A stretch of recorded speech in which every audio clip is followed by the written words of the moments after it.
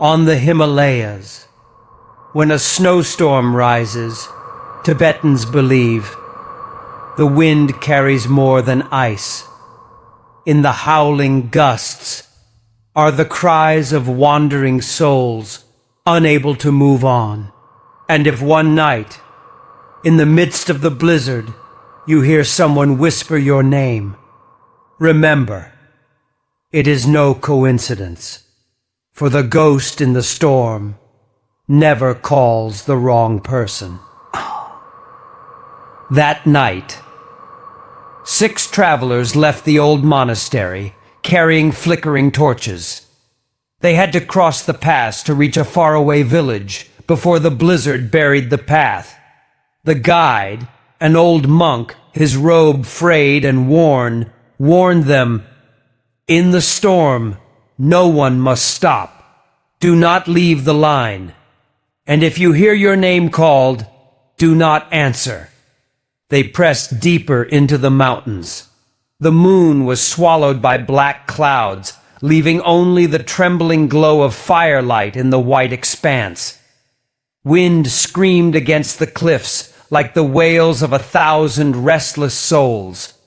A young man shivered, pulling his cloak close, whispering, "Are we sure we can make it through?" The old monk gave no reply. He only clutched his prayer beads tighter, murmuring the Mani mantra. Suddenly, the torch ahead went out. A shadow swept past. The torchbearer fumbled to relight it, hands trembling. When the flame flared again, they all saw. At the edge of the frozen path stood faint, pale figures, clad in white robes, unmoving, watching them. The group knew this journey was not only against the storm, it was against whatever hid in the icy wind that night. They pushed further into the mountains. The storm thickened, erasing every trace of the path. Only endless whiteness remained. The guide raised a small bronze bell, ringing short, sharp chimes. The sound echoed faintly, like a fragile thread keeping them from dissolving into chaos. Then suddenly, one man froze, spinning around. His face went pale. He whispered, trembling, "Someone just called my name." The others looked around anxiously. There was only the howl of wind, the swirl of snow.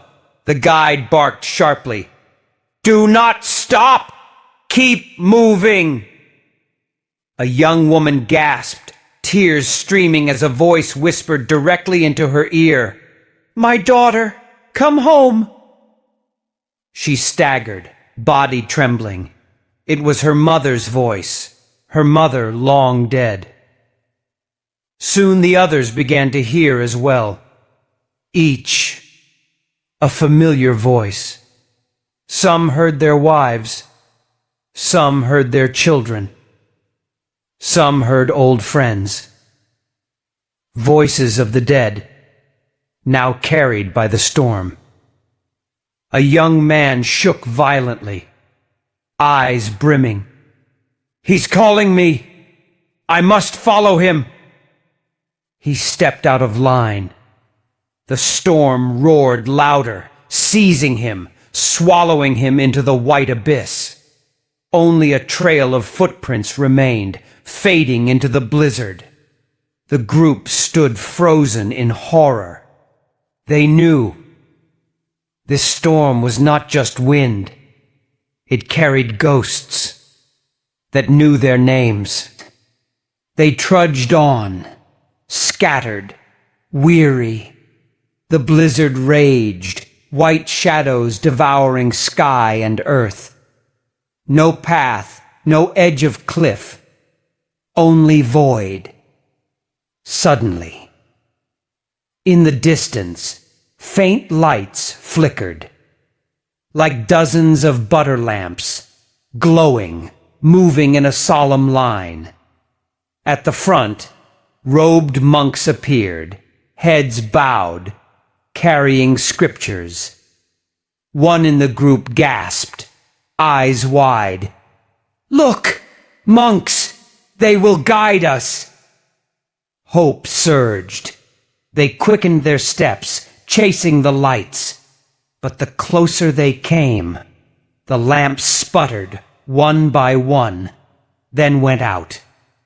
The shadowy monks faded, dissolving like smoke in the gale. They halted. Before them yawned only darkness, heavy and cold. A young woman shrieked, "Look! Footprints! Down there!" They looked at the snow. Fresh prints stretched deep into the black slope. But the horror, those were not their own. They were massive, twisted, as if made by something not human.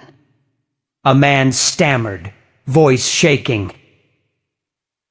"Could it be we've been following the dead all along?" Then screams tore the night. One traveler was dragged violently across the snow, leaving a crimson streak against the white. The others rushed, but only saw his body vanish into the storm, leaving blood behind. The group realized this was no mere wind, no illusion. Something was leading them far away, to a place with no return. With another gone, only 4 remained. Clutching each other, they pressed forward in terror. Then the storm hushed. Silence fell, eerie and absolute. Out of the white void, figures emerged. First 1, then 2, then dozens. Pale faces, hollow eyes, empty black sockets, hair whipping in the wind, tattered robes clinging to their frames. A man screamed in panic, "Not people! They're not people!" A young woman collapsed, sobbing, arms outstretched. "Mother, is that you? I've searched for you so long." Before her, a phantom drifted forward, a gaunt face, hollow eyes, yet a gentle voice whispered, "My daughter, come home, come home." She wept, stepping away from the group. The guide roared, desperate and trembling, "No, that is not your mother. Do not look into its eyes." But it was too late. They were surrounded. Dozens of ghosts tilted their heads, whispering in unison, "Stay with us. Stay." Bone-white hands stretched long, cold, clutching shoulders, arms. The chill pierced bone. A young man screamed, swinging his torch wildly. "Get away!"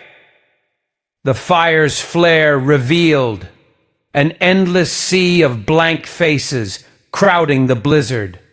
In that instant, they knew this storm was no force of nature.